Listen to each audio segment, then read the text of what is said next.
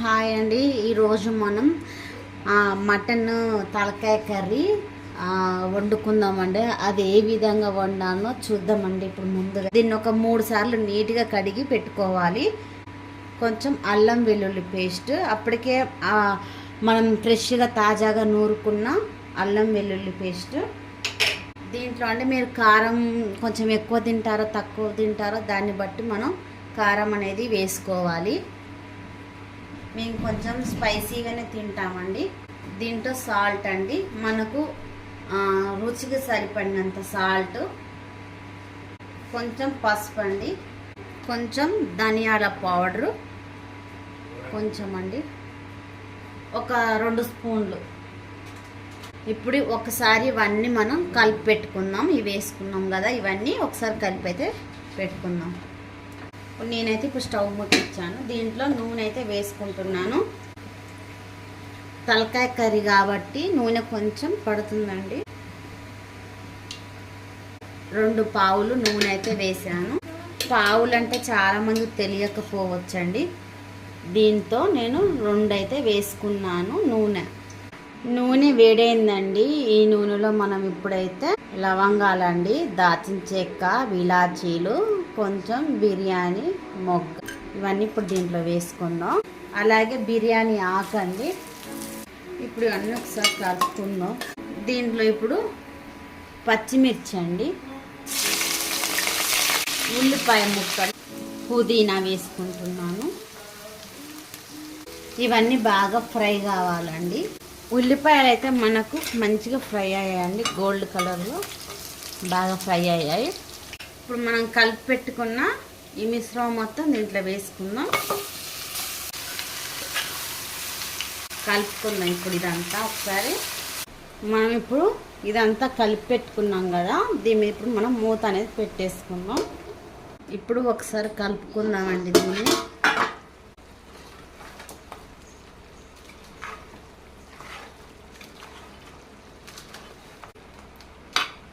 కలుపుకున్నాం కదా, మళ్ళీ ఒకసారి మూత పెట్టేసుకుందాం. తలకాయ కూర అండి, కాలు తలకాయ కర్రీ చాలాసేపు ఉడకాలి. ఇప్పుడు మనం మూత తీసుకుందాం. ఇప్పుడు మనం ఈ తలకాయ కర్రీ ఉంది కదా, దీంట్లో నేను వాటర్ అయితే తీసుకున్నానండి, 1 చెంబు. ఎందుకంటే మనకు సూపు కావాలి కాబట్టి, తలకాయ కూరలో సూప్ అయితేనే బాగుంటుంది ఆ కూర. నేను ఈ చెంబుతో మళ్ళీ ఈ చెంబులో సగం తీసుకుంటున్నాను. 1 చెంబు పోసానండి, మళ్ళీ దీంట్లో సగం వాటర్ అనేది తీసుకుంటున్నాను. ఒకసారి కలుపుకుందాం. మనం ఇప్పుడు ఈ తలకాయ కూరలో ఈ బొక్కలు అయితే ఉంటాయి కదండి, ఈ బొక్కలు ఇవన్నీ మంచిగా మనకు సూపులోకి దిగాలి. దాటి బొక్కల్లో ఉన్న రసం మొత్తం ఈ సూపులోకి రావాలండి. అప్పుడు మనకు సూప్ బాగా టేస్ట్గా అయితే వస్తుంది. కాలు తలకాయలు తినడం వల్ల మన బాడీలో కాలుష్యం బాగుంటుందండి. ఎందుకంటే మటన్లో కన్నా మన కాలు తలకాయలోనే కాలుష్యం ఎక్కువ ఉంటుంది. బొక్కల్లో ఉన్న కాలుష్యం మొత్తం మనకు సూపులో ఉంటుంది కాబట్టి, ఈ విధంగా మనం కాలు తలకాయ ప్రతి నెలకు ఒకసారైనా తెచ్చుకొని వండుకొని తినడం వల్ల మన బాడీకి కాలుష్యం ఎంతో ఉపయోగపడుతుంది. మూత పెట్టేసుకుందాం. ఇప్పుడు కర్రీ మూత తీసి చూద్దామండి.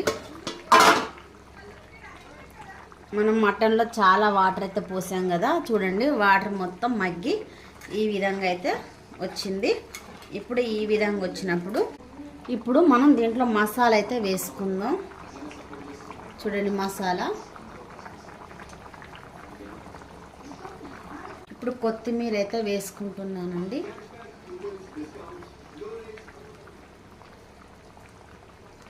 కొత్తిమీర వేసుకున్నాను కదా, ఒకసారి కలుపుకుందాం. కొత్తిమీర వేసామంటే కర్రీ అయిపోయినట్టేనండి, కర్రీ తయారైపోయింది అన్నట్టే. 2 నిమిషాల తర్వాత స్టవ్ అయితే ఆఫ్ చేసుకుందాం. ఇప్పుడే కొత్తిమీర వేసాం కాబట్టి ఒక 2 నిమిషాలు ఉంచాలండి. 2 మినిట్స్ అయితే అయిపోయిందండి. ఇప్పుడే స్టవ్ అయితే ఆఫ్ చేసుకుందాం. నేను చేసిన ఈ మటన్ కర్రీ మీకు నచ్చిందని అనుకుంటున్నాను. మటన్ కర్రీ ఏ విధంగా చేయాలో చూసారు కదా.